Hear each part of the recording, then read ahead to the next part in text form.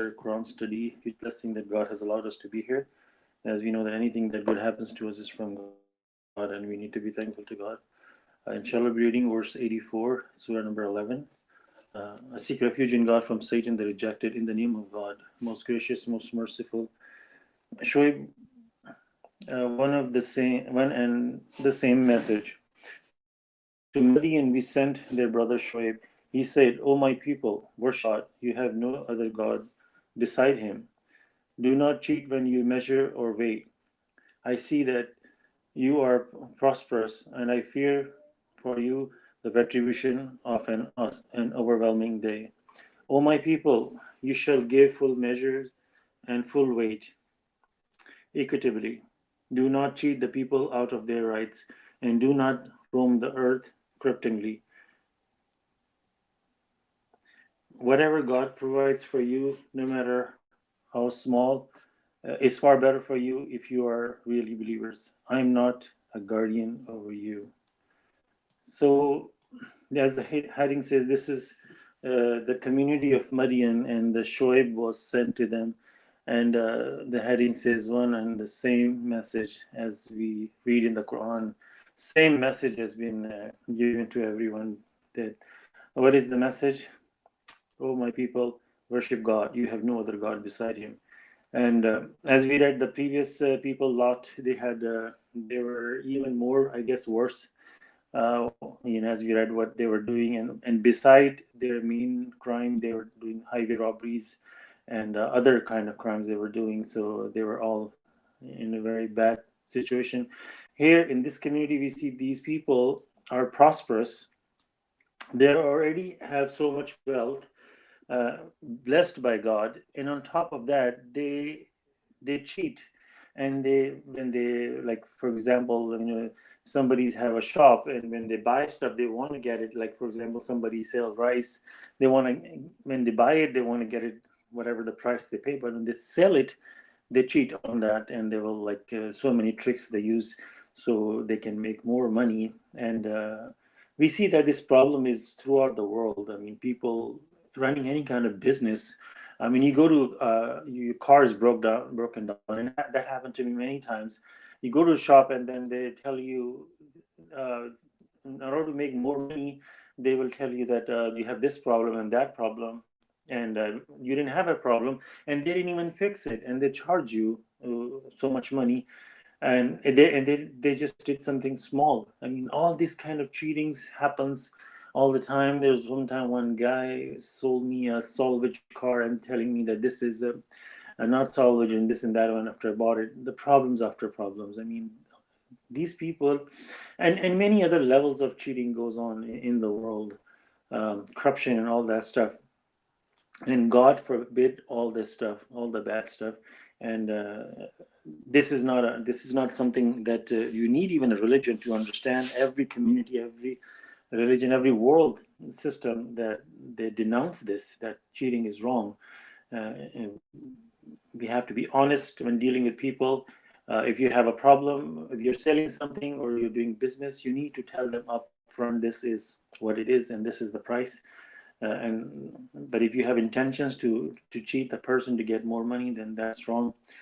So the message of God alone, you have no other God beside Him, and and also He's telling you not to cheat. And when you worship God alone, when you are reverence to God, when you really believe in God, and when you really believe that on the day of judgment you will be standing before God, when these solid things are in your heart, you know that you're not going to cheat. It's automatically you are reverenced. What's going to happen at the end of the day. You always have your mind is focused on that. It's like somebody's working in a shop and they put cameras on it, and you're a cashier. That person who's working in the cashier knows that my boss has put a camera on me, and if I steal money, it's going to see it. So there's no point of stealing. I'm going to be caught at the end of the day. Not only he's going to take the money back from me, I may go to jail. So he knows that there's a camera on my head. And trust me, there is invisible cameras on ourselves.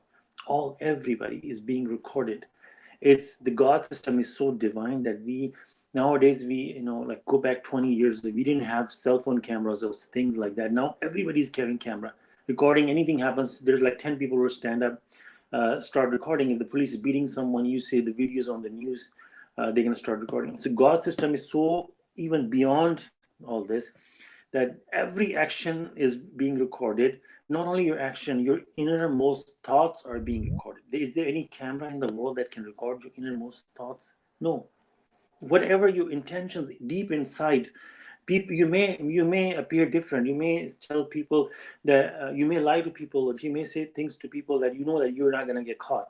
But if you really believe in God, if you really believe that in the day of judgment everything will be visible, will brought from, then you will not do that. And that is the beauty of submission, that when people come to submit and they drop all the baggage they had from their, as they grow up and they learn, and they totally submit their head on the floor to the creator of the heavens and earth. And after that, they know that I am going to be meeting my Lord. The more it becomes stronger, the more people even worry that I don't even want to lie. So everything falls in the right spot. And he's telling them to do that. And he's telling them that when you do deal business and all that stuff, be equitable. Do not cheat. Because and cheating with people in relationship, basically, do not cheat people out of their rights. It could be your spouse, it could be your family member, your parents, your neighbor. In any way, do not cheat with people's right. The most important is stopping somebody from doing worship God alone. That is one of the worst one. And do not roam the earth corruptingly. We know that there's so much corruption is going on in the world because people have basically abandoned God, and they have, like, there's no tomorrow. They don't even, many people don't even think about corruption. A lot of third world countries are soaking like wet in the corruption. I mean, there's like, they have absolutely no they concern about anybody. They I mean, I don't want to mention the countries. You probably know all that stuff, that with politicians to many levels, there's so much corruption going on. And whatever God provides for you, no matter how much, how small, is far better for you if you really are believers. Basically, if you really are believers, that's the key. I mean, if you're not, then if you're really being honest, then then you will not do all these things, because you know that God prohibit all the bad stuff. God, there's one verse in the Quran that God prohibits every bad act. I'm paraphrasing, basically. And God has given us the brain to judge the good and bad. Even a child at a very young age understands what good and bad. I mean, if it's a 2-year-old, if you try to pick up, like, there's videos on YouTube that you pick up a doll and you start to slap the doll, just a stuffed animal, the kid's gonna start crying because he thinks that this is wrong behavior. So God has blessed us with good and bad. And I mean, if you're really cheating, then basically you're not following any religion. I mean, that's simple that is. And he says that whatever God provides for you, so no matter how small or how big, is better for you, because God's provision has already been written in, I think, surah number, I think it's 12 that's coming up, or no, same surah 11, verse number 6, that all provisions have been written. I'm paraphrasing. No matter creature, not a single creature on earth that walks and his provisions are not written.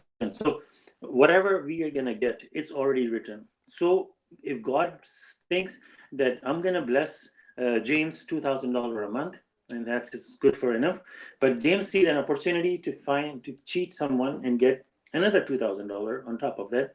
He may cheat in taxes, or may cheat on something else, where, and then he starts getting $4,000 a month. So that extra $2,000 is the wrong money for him.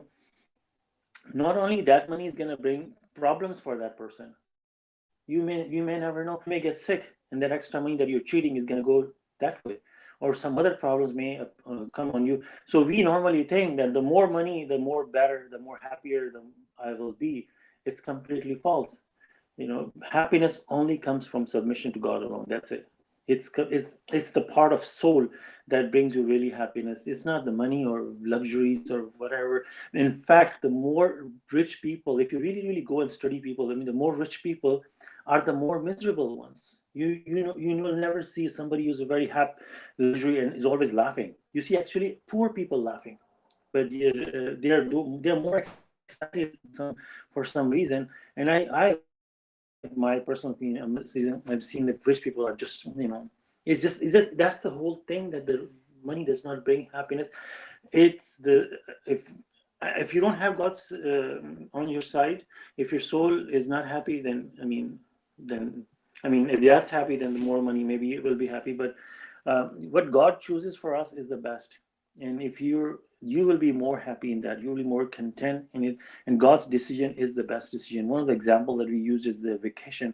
Like, for example, if you have to go on a vacation and there's like three different spots, A, B, and C, and you don't know what to choose, and who you gonna go to? You're gonna go to the expert who is in this field, that tell me where, a guide or someone, that where should I go, A, B, or C. That person can tell you, okay, the B spot is the best. You go there, you're gonna have fun. So you trust that person.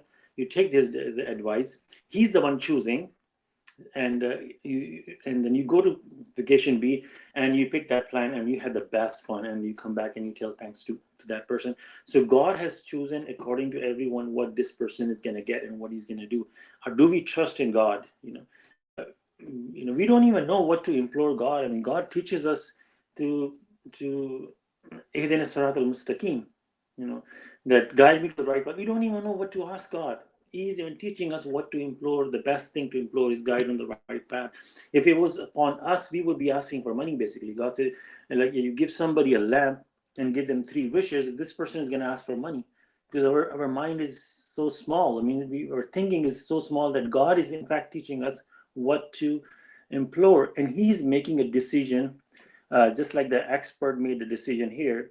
He's making a decision what is our vacation plan, and that's heaven. That's what he chose, and the best plan he chose is the higher heaven.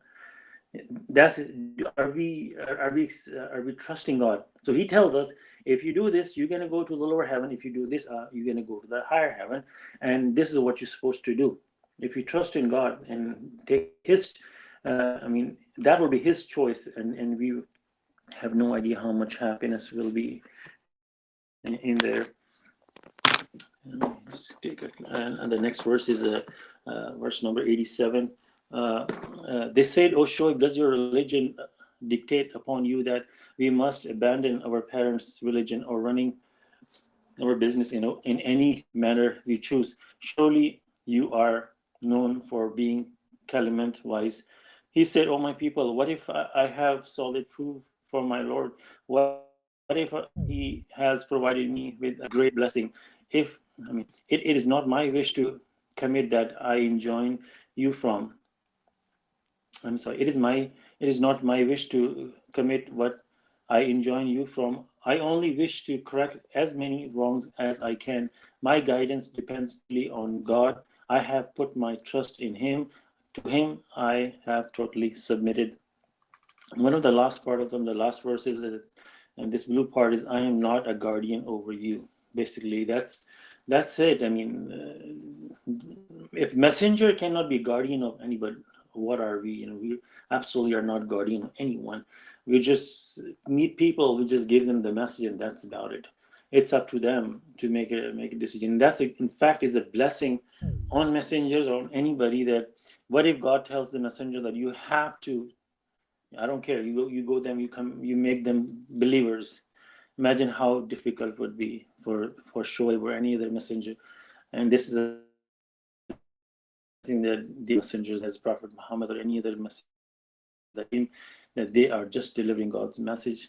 It's up to people if they believe. So there's no compulsion in religion. Everything is straightforward.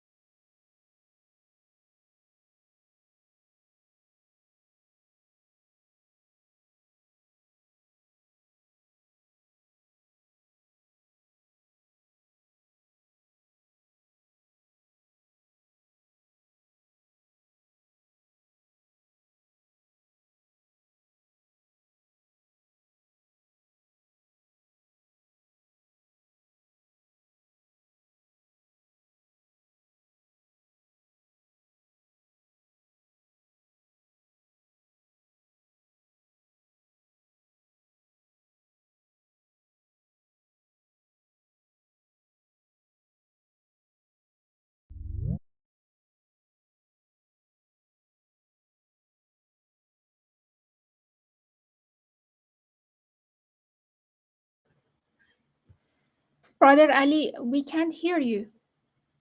You got disconnected.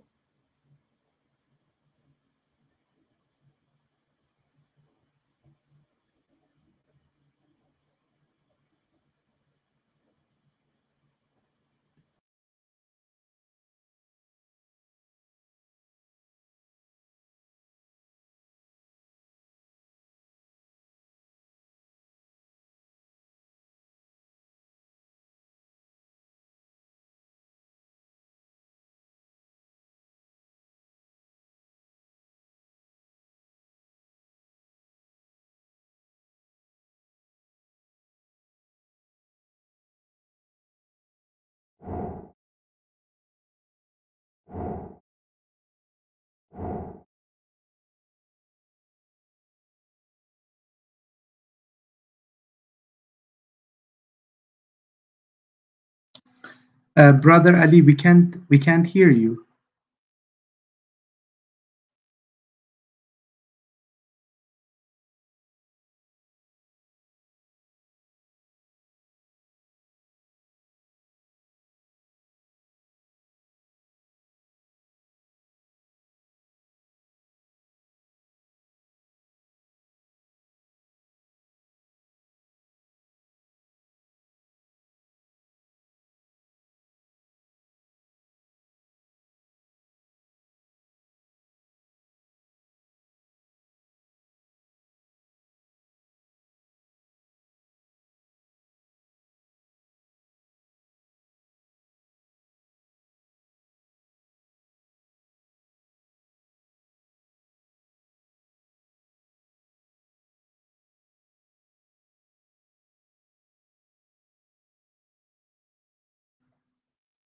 Brother Ali, can you hear us?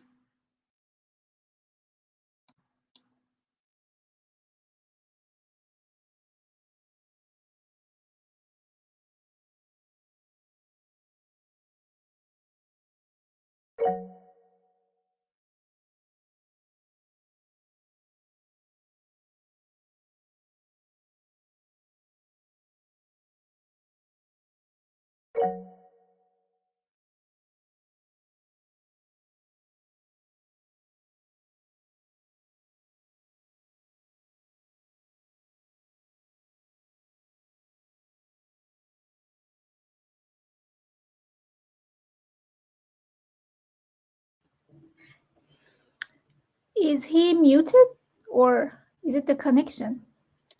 I think he's muted, I guess, or because we can see him, but Brother Ali, we can't hear you. Can you hear us? Can anybody text him? Yeah, yeah, yeah. If somebody, And text him, yes.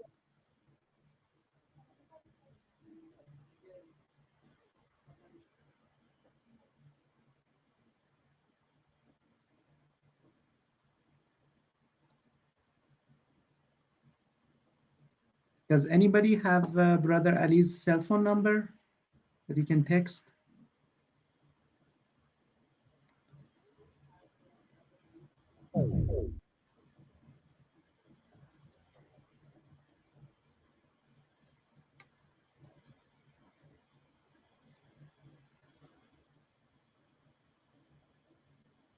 Okay, I think my phone. I was talking to the phone. It for some reason stopped. Can you hear me? Yeah, mashallah, we can hear you now. That's good. Okay, I think my phone. I was talking to the phone. It for some reason stopped. Can you hear me?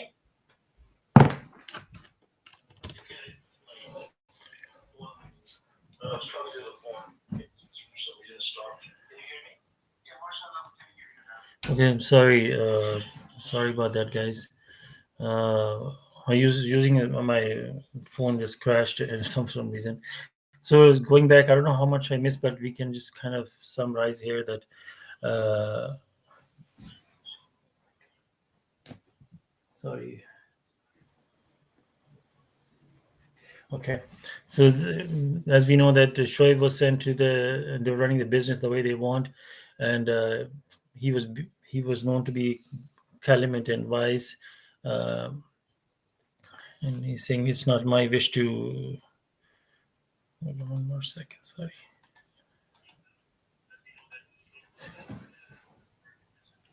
Okay. Sorry about that. Okay, so so these people are running their business in the way they want it to run. So the problem that I want to mention here is that he he says it's not my wish to commit you what I enjoin you from. I only wish to correct as many wrongs as I can. So he's just doing his job. He's a God's messenger, and he's not responsible. He's not guardian on anyone. And he says to him, I totally submit. So the problem I see, one of the things that in Islam, that they change their religion, how they twist the verses in a way that suits them, and like whatever they're dealing, like one of the things they make interest haram, but on top of that they make it halal in a way which is wrong in first place, to make interest haram.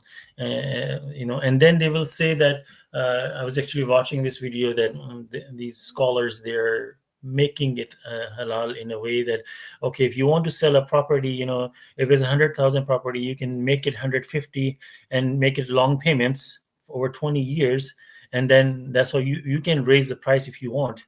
So you can raise the price and then tell the guy to give me payments in 20 years. That's pretty much same way the interest works. So you, like, going around one thing, which, I mean, and we know interest is not haram in that way, but many other things what are haram or halal, they have injected in religion in so many different ways. It's beyond recognition that it's the same religion that Prophet Muhammad brought. And this is the problem with pretty much all the communities. In the Christianity is also that they twist their religion in a way that they made the person who brought the message, they make him that he died for their sins, and you can do whatever you want, and you will be forgiven on the day of resurrection, which there's no indication in the whole Bible about that. So there's many examples in that session. People change their religion in a way, and sadly, and very, very sadly, after Shah Khalifa, many of the submission communities are making the same mistake, and they know that, they understand that. Despite of all that, they still do the same thing. And the verse 89 says, and O my people, do not be provoked by your opposition to me into incurring the same disaster as the people of Noah, or the people of Hud, or the people of Saleh, and the people of Lot are not far from you. You shall implore your Lord for forgiveness, then repent to him. My Lord is most merciful, kind. They said, O Shoaib, we do not comprehend many of the things you are telling us, and we see that you are powerless among us. If it were not for your tribe, we would have stoned you. You have no value for us. So he's saying, "Oh, my people, do not be provoked by your opposition to me into incurring the same disaster." And we know that Noah, Hud, and the people of Saleh and the people of Lot. So I mean, this is the verse that Shavan mentioned, that these people are coming before Shoaib, and the people of Shoaib, the Madian, maybe they were descendant of one of those, maybe possibly descendant of Lot, maybe, or Saleh, could be, but it appears to be they were aware of these people. They were aware of, that's why he's mentioning them. So they knew these people, and they knew these messengers, they knew their message, and some of the people may be part of that community. When Lot left, he had a group of people with him, and that's what we see the problem with. Noah left within his ark, those were believers, and out of those believers, slowly but surely, the people start corrupting and the religion becomes different. Same thing happened with Muhammad. When he left, the message was in solid form, and then what happened? People corrupted it. It's the same problem again and again and again. And we human beings are blessed with smartness. We understand, but yet we make the same mistake. We don't learn from. I mean, you don't. I mean, look at the car industry. The first car that was created, made, was very, very simple. What people did, they learned from their mistakes. Okay, we do put this in the car, that's going to be better. The last thing we did, it was a failure. So they keep improving up to now. But what happened to religion? It's going the opposite way. Instead of improving, they go the opposite. Why? Because we have enemy upon us, the Satan, who tried to whisper to us and all that stuff. That's the secret of that. And I mean, it's very, very straightforward here. And these people are aware, and he's telling them, "You shall implore your Lord for forgiveness, then to repent to Him." And where does the verse ends? It's very nice. It's like a sort of punchlines on these verses, where my Lord is most kind and merciful, most merciful and kind. For sure, He will forgive you. That's all He's asking them, that to submit to God and be honest. Then they said, "Oh, Shoaib, do we do not comprehend many things you are telling us? Why you don't comprehend what is wrong with the message? You know the people before you, and you know what the mistakes they made, and you know what disaster they suffered. I mean, we can still see the ruins of Lot, what happened over there. And these people were very close to that time when Lot just left, so they are very aware of all that. And what is it to comprehend? Nothing. I mean, this easy to understand. And God does not make the message difficult. That's the beauty of that. It's not like God is to send us to this world and He says, "Well, you made a mistake in the previous life. I don't care. You just find your way back to me on your own." That God could have said that, but He is the most merciful and kind. He had made the religion so easy and straightforward. Even if you read the Quran with the regular translation, being honest, you will see the truth very easily. I have met people, Christian people, they read the Bible the way it should be read and they get the message. So why do you think God will make the message so hard? In fact, He says in Surah number, I think 54, that He said, I'm paraphrasing, I made the religion easy to understand. Is there anyone willing to learn something like that? I think 3 times or 4 times that is repeated in Surah 54. And and say we and they're saying, "We see that you are powerless among us." They say, "We see you clement and wise," and now they're saying that you are powerless. They do understand he is a wise man, but do you think a wise man will make a decision like that because he doesn't have any power? You're not going to listen to him. They're going to listen to the people of their community, the rich people, the powerful people. And that is another problem. If it were not for your tribe, we would have stoned you.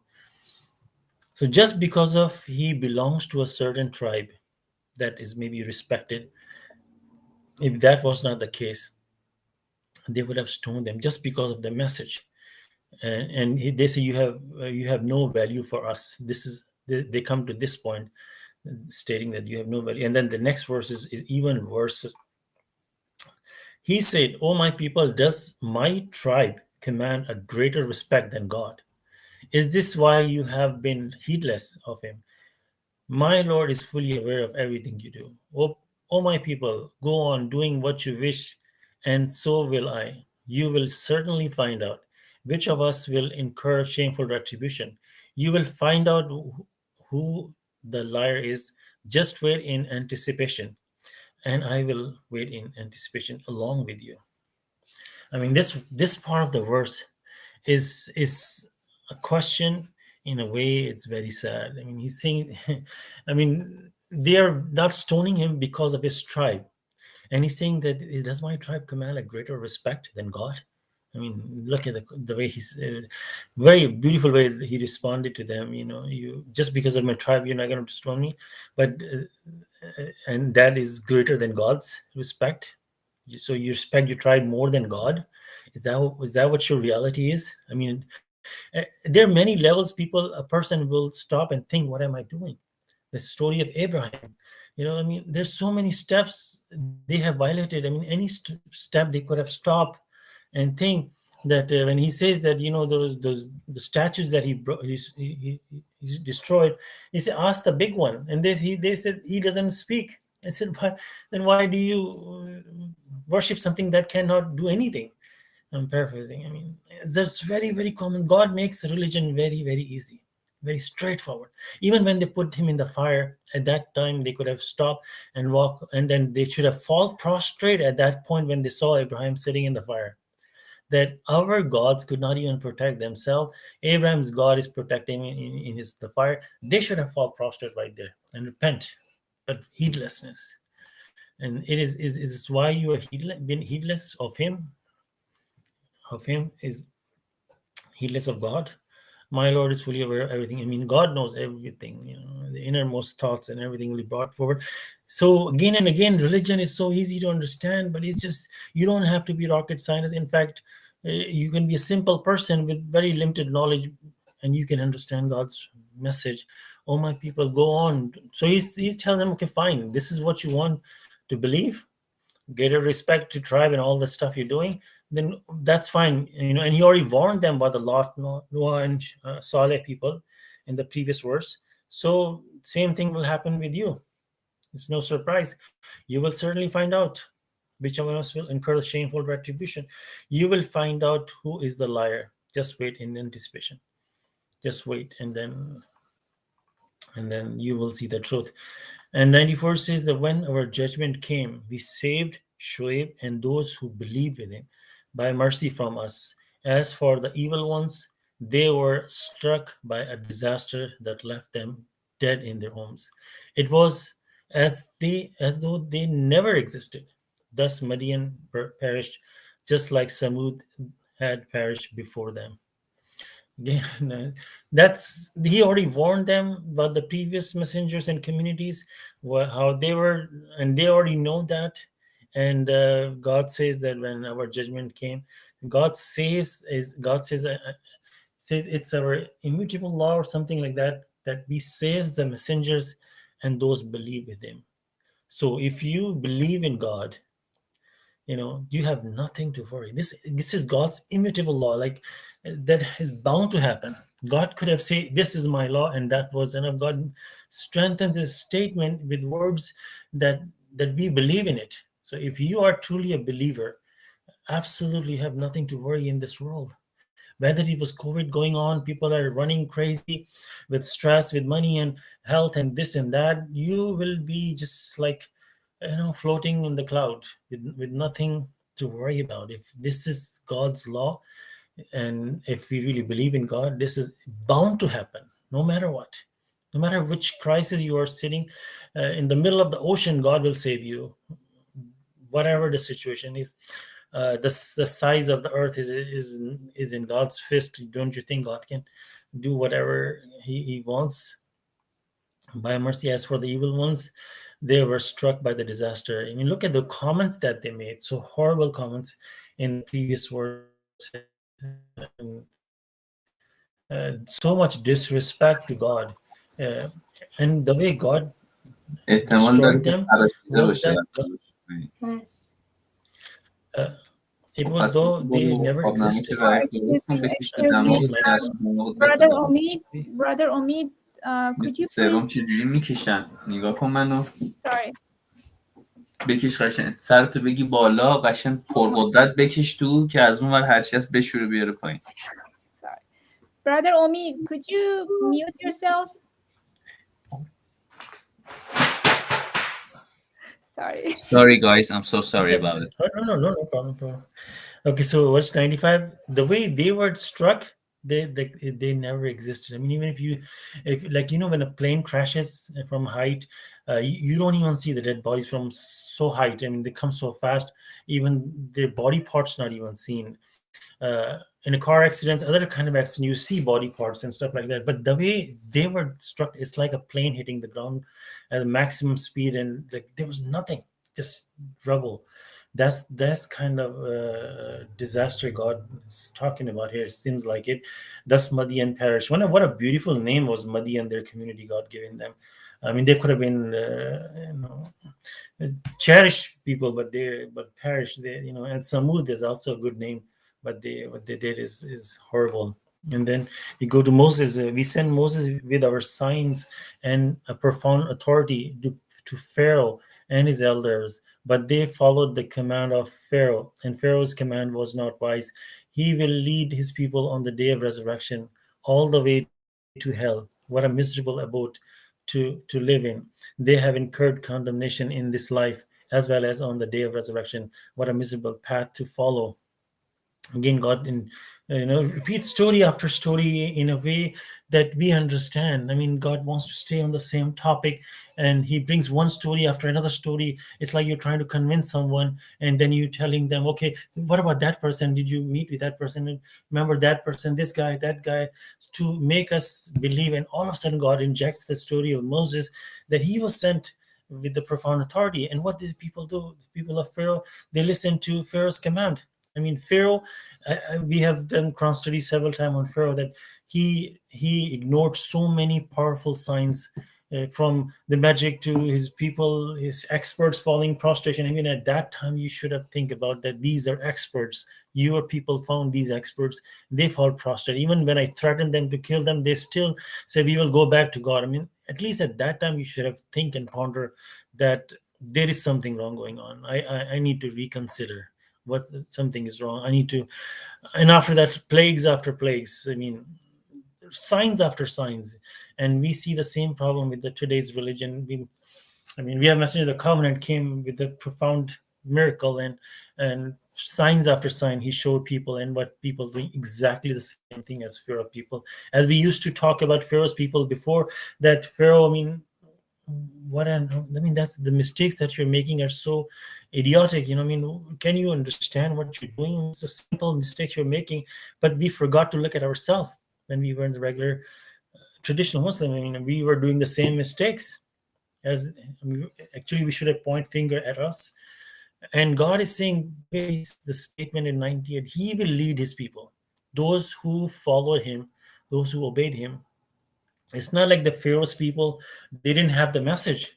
When Moses came, and then one of the person through the whole, when they were doing the magic word, one of the person stands up, he said, you're going to punish him because he had the message basically. So it's not like they were not aware of God at all. They had the message before, and what they were doing is just completely, ego stuff and all that stuff. So he will lead them. He will be like the leader walking in front, and all these people were forced to follow him to the hell, all the way to the hell. What a miserable abode to live. Don't you think that today's leaders are going to do the same thing too?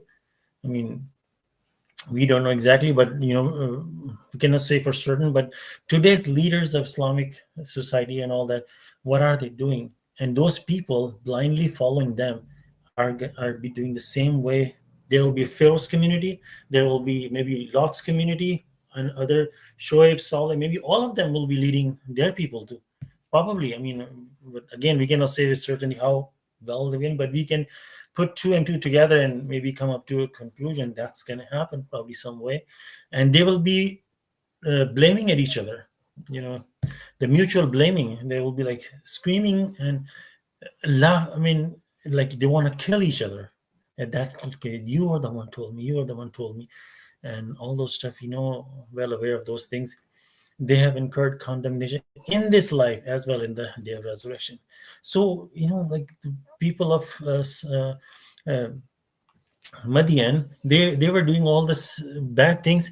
So retribution happens in this world. In this world, it's not that we have to wait until to go to hell. Your people's retribution starts right here in this world. And same way, you don't have to go and you don't have to die and go to heaven. Your heaven starts right here on earth. In fact, you don't even die after that. You enjoy heaven in this world and you go straight to heaven until the day of resurrection. And then you back to paradise or heaven. This is God's promise. Yes, we understand about that. So you do wrong.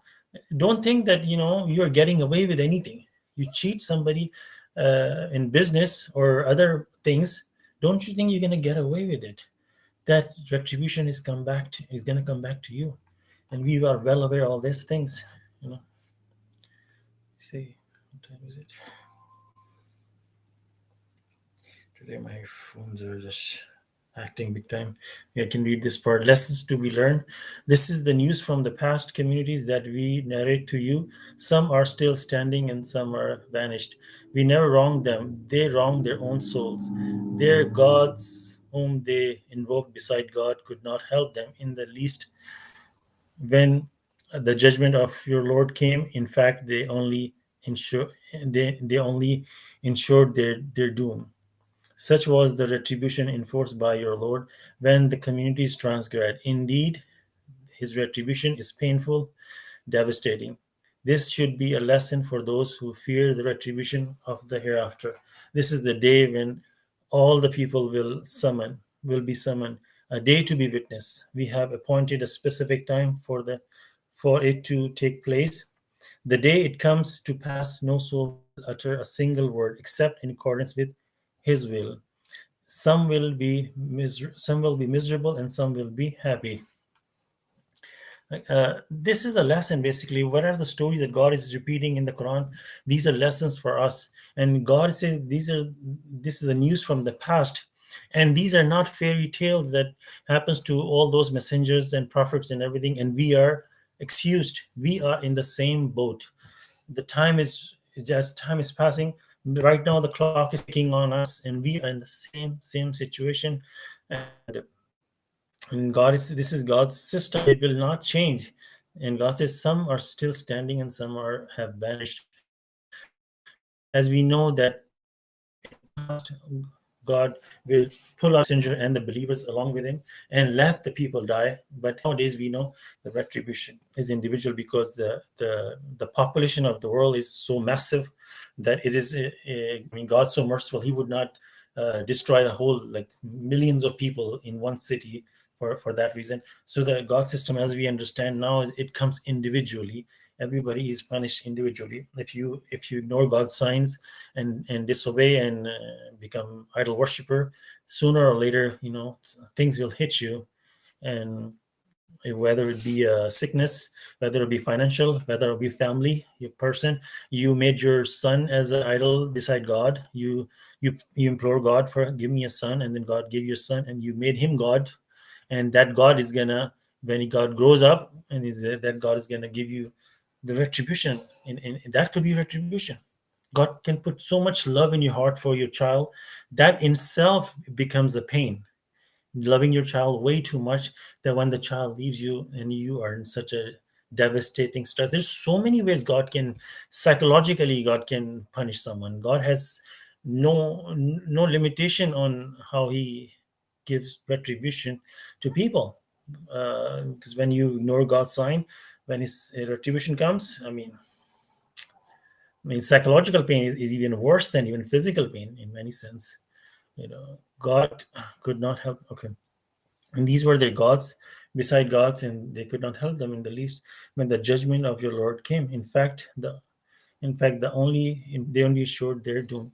And the sad part is when people are suffered with some kind of disaster and they implore God sincerely, God takes them out of that retribution, and then they walk like they never were sick or never were inflicted with anything, and they start doing their idol worship again.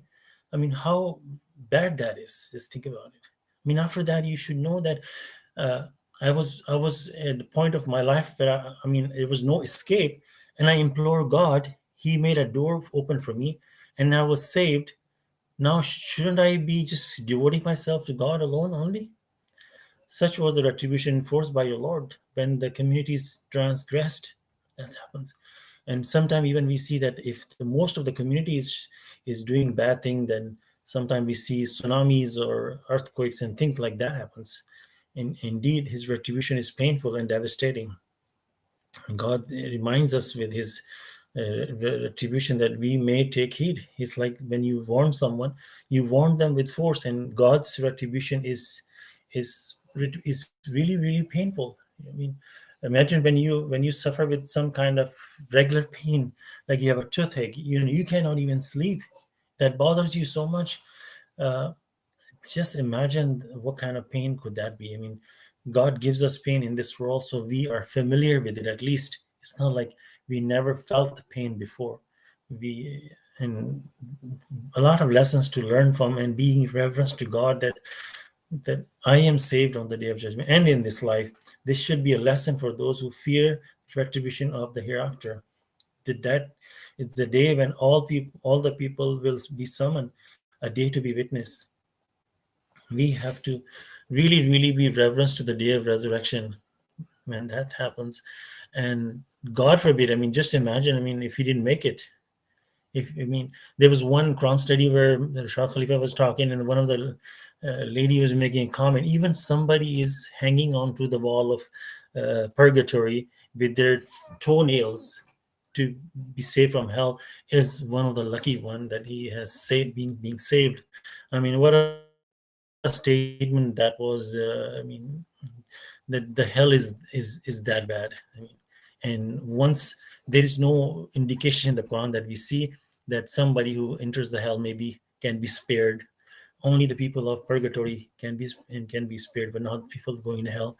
It's probably gonna be forever. Imagine going into a middle of desert for one day.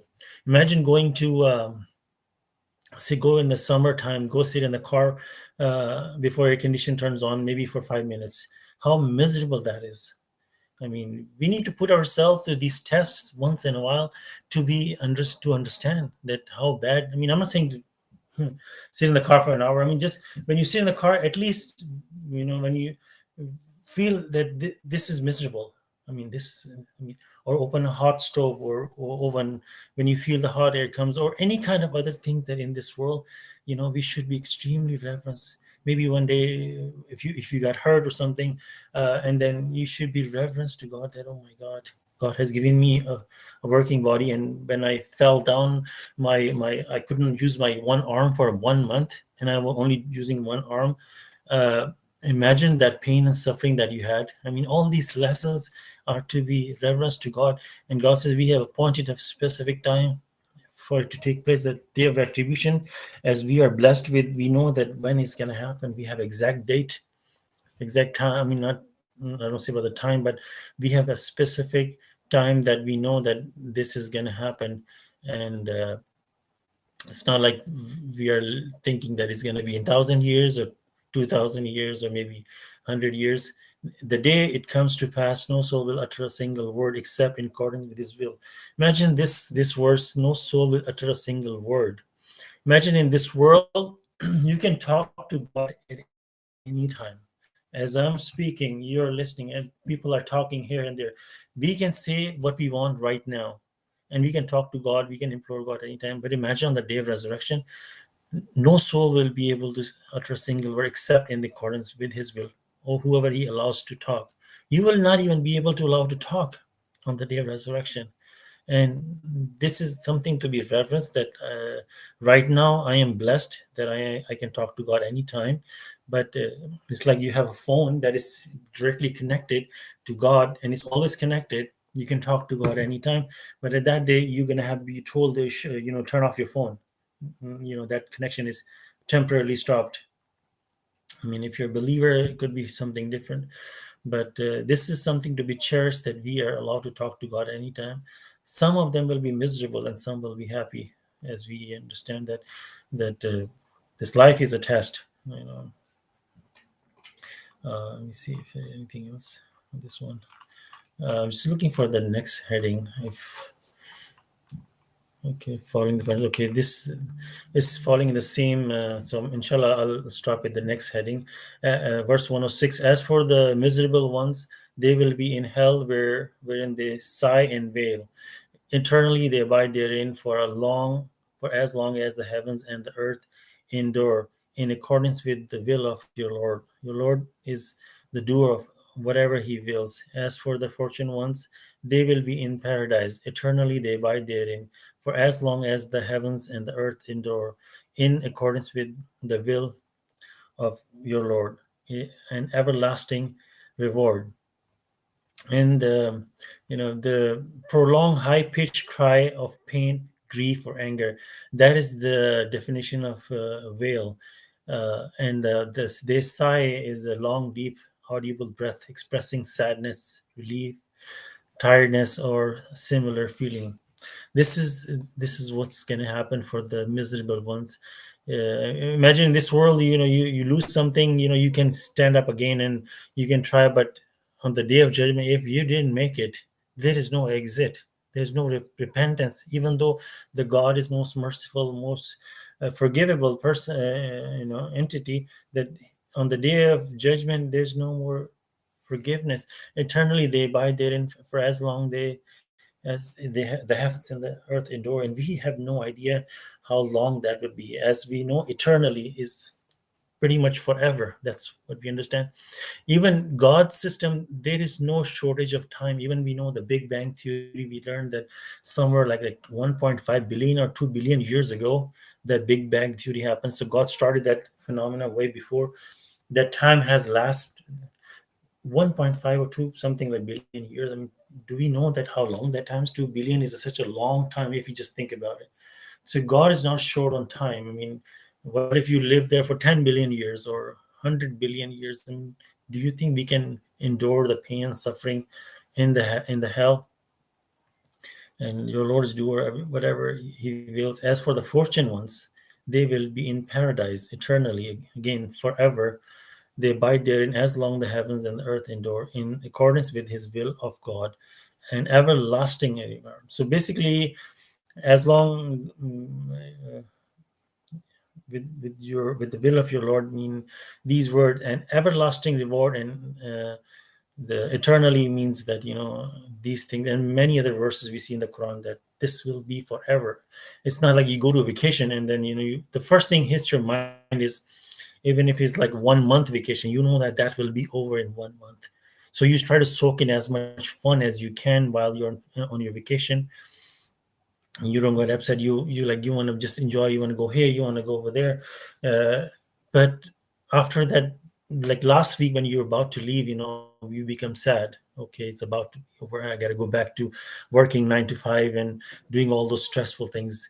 But God is promising. He chose this vacation for us, which is forever, forever and ever, and never gonna finish. And he's inviting us to that reward, and where you will be never be bored. uh, and we have no idea. God says that you have no idea how much happiness and joy is waiting for you. So these are the words of God that, if we really trust, then we should be running towards God. So inshallah, stop here, and if you have any questions and answers, any comments, mashallah, praise God. MashaAllah, praise be to God. MashaAllah, brother. It was really good. Yes, mashallah, praise God. Sorry for the disturbance in the middle. No problem. MashaAllah, you made it despite all the problems. MashaAllah. MashaAllah, brother Ali. My apologies for the distribution, the disruption. Oh, no problem. No problem.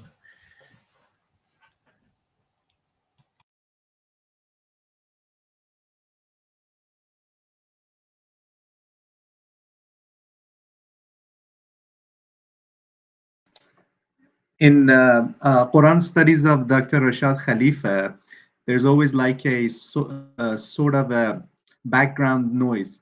And whenever you listen to it, you see that Iranians are speaking Farsi. Okay, so mashallah, for future generations, when they are listening to this, they will hear something Farsi among the English. That would be fun. Yeah, they can understand what they're talking.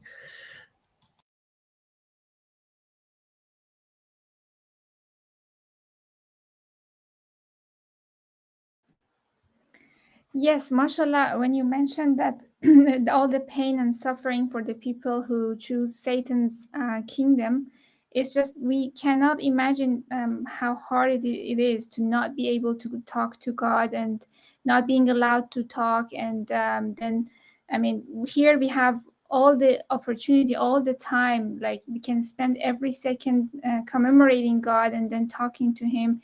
But then it's over, like the chance is over. And I mean, we will be done, and inshallah, we won't be among those people. But I mean, it's too risky. Satan is such a crybaby, as actually Rashad Khalifa says, that he is looking for any like a small excuse to get to receive God's authorization to inflict us with hardship and and retribution.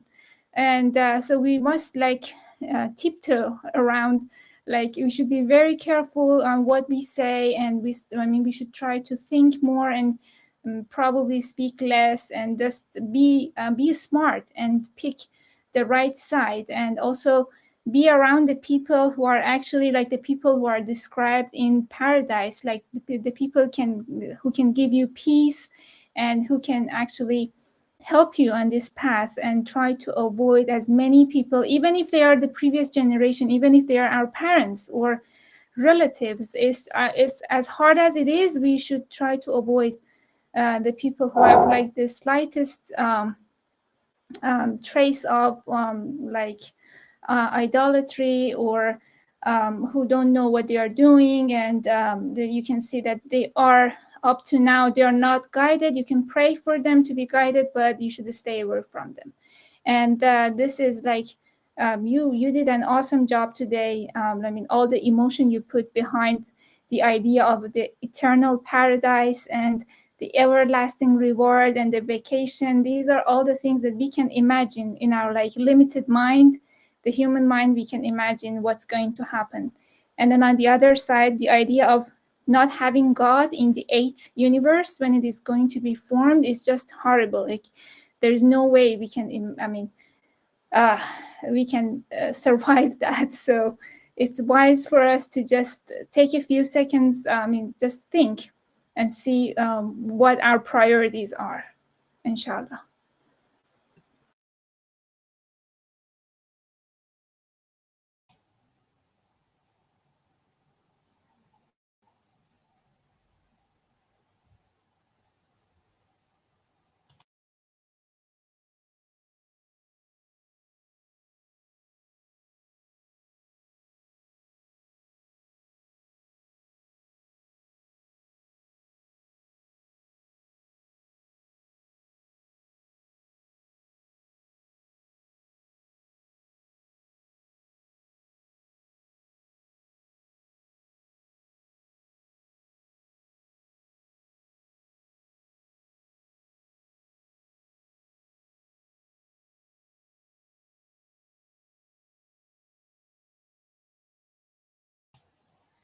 Yeah, mashallah, these they're gonna be sigh and wail.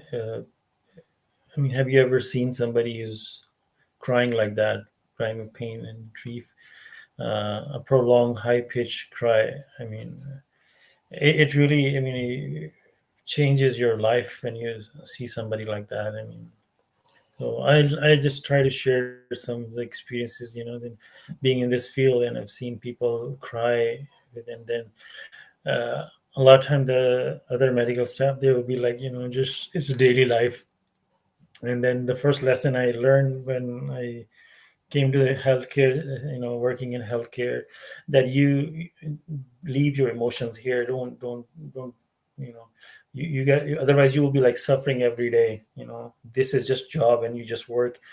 Don't get involved emotionally. But for me personally, I never wanted to do that. I wanted to feel the pain. I wanted to see what is it like to be somebody in the hospice and living their last days, and be sitting with them and talking to them and looking the faces, and then try to get as much awareness how it is.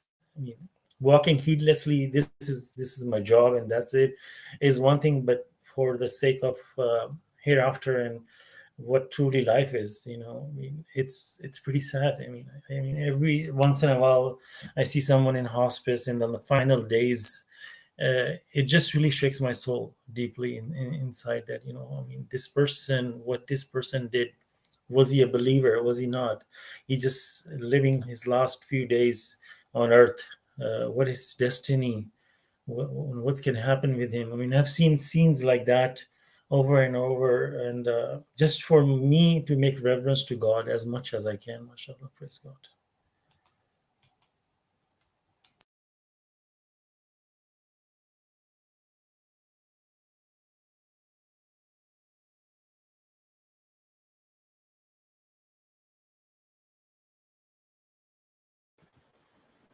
Yes, mashallah. Yeah, the hospice is like the extreme case, like of how people are suffering in this world. But Also, you can see among your coworkers, like the things that they take for granted and say, oh, okay, or they think that they are normal, like suffering in a job, or like being afraid of losing a job all the time, or being afraid of not having enough money. These are the types of suffering people are going through in this world by not being in God's kingdom and by worshiping anything other than God alone. And so yes, like the whole life, the people who choose Satan will lose their dignity, they will lose their peace.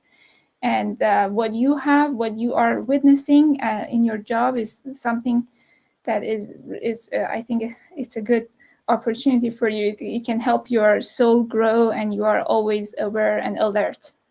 MashaAllah.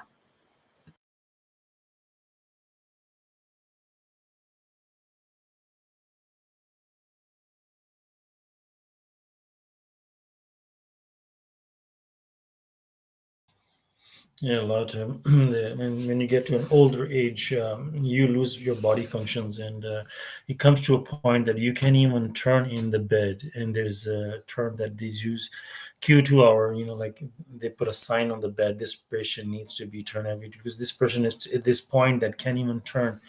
And sometime there's a begging in their eyes to turn me, or have people deeply requested. Like when you have to scratch your body and you're laying in the bed and it's just annoying. It just takes a second to scratch, or your leg is scratching, or where you have to, it's like there's a pin, kind of pin poking in that area, and then you just scratch it and it goes away.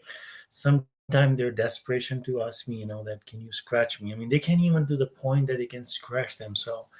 I mean, and then you feel so humble at that time that uh, this is my limits, this is all I can. I mean, this is human being, how powerless we are. Sometimes I see some powerful people, like head of the military commanders and something like that, so very high level people. And when they come to this old age and they cannot do anything, where they when they were powerful, they will say one thing and the whole people will stand up in their office or whatever. Now at this age, there's nobody in their bedside, and they are at the point that they can't even turn their finger, totally dependent on someone else, like as a child comes. I mean, we should be looking at this and we should be reverencing to God like crazy, that this is my limits, that's all I can do. I mean, if I am paralyzed today, I can't even get up. I mean, if or something else that happened, a Lou Gehrig disease or anything like that, I'm powerless, so powerless. So uh, all these things, to make us more and more reverence to God. That's why sometimes, if you have a chance to visit someone, go visit, to see people like that. I mean, it's just to be reverence to God, or seeing poor people, that how people live every day in like part of Africa and other poor places, just to seeing them, to make you more reverence that God has blessed me, that I should not complain about anything. I am so blessed. There was one case of these somebody kidnapped someone, and a long story. I mean, very torture, real story happened in America, and we were watching, and I said, today we make a decision. We will not complain, because these three girls, what they have suffered, we cannot even imagine, and we should never ever complain from today on. But human beings, we forget, we sometimes we complain that why this is wrong, why that is wrong. But we should always, these are the reminders. That's why it's so important to remind ourselves that we should not complain, because there's a lot of people in this world are suffering far worse than us. And God has blessed us way too much, mashallah.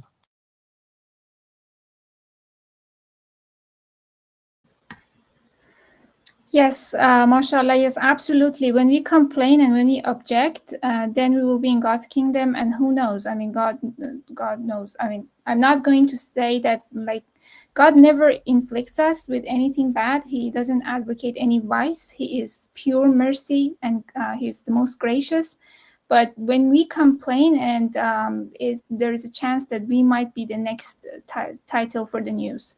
So we should just reverence God and commemorate Him all the time, and just be satisfied, be pleased with what we have, whatever He has given us, and He has decided not to give us. It's okay. It's just we enjoy every second, and we trust our Lord.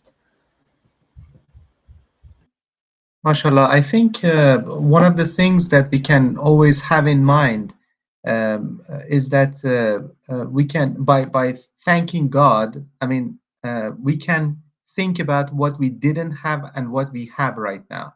No matter where we are in our life, no matter how hard or how problematic things are, we have to understand that all those things are created because of us and not because of God.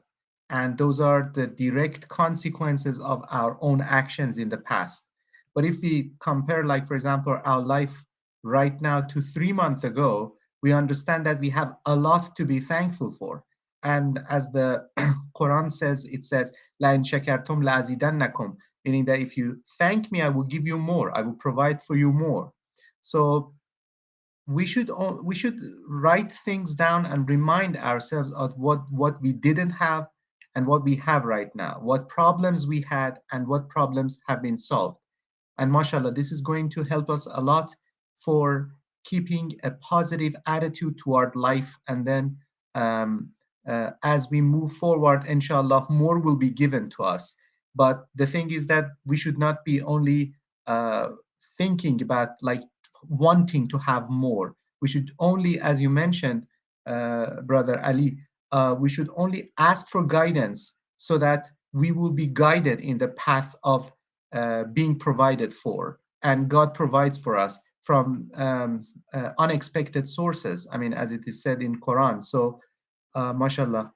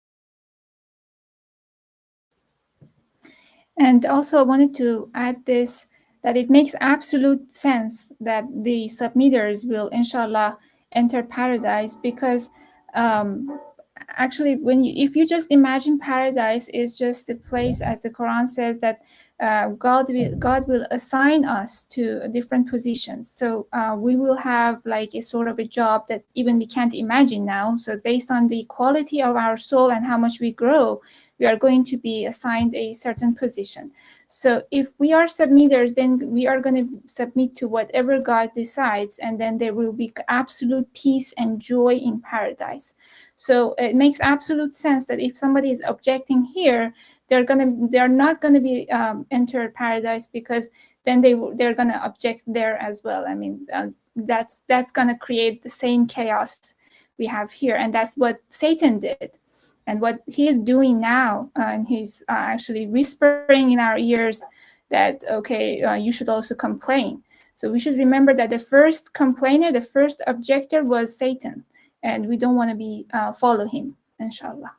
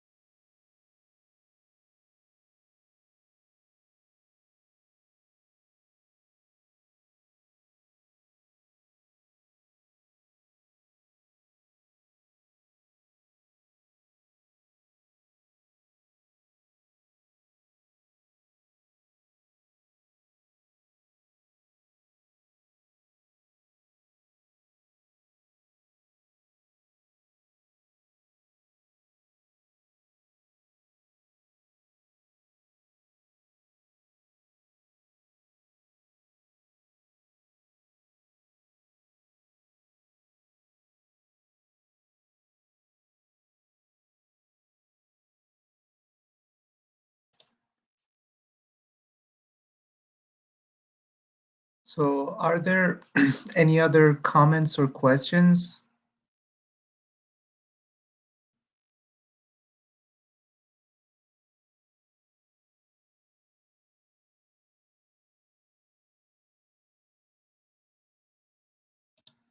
If not, if you agree, we can conclude our sessions, inshallah, today. Inshallah. Very well. Assalamu alaikum, everybody. Assalamu alaikum. Inshallah, next Quran study will be on Tuesday. Yes, on At, Tuesday, yes. 2 p.m. So, Pacific time. yes, we should probably coordinate with Brother Suleiman and see if he can do it, then he will do it. If not, I will do it, inshallah. Inshallah, please. Yes. Inshallah. Salaam alaikum. Assalamu alaikum.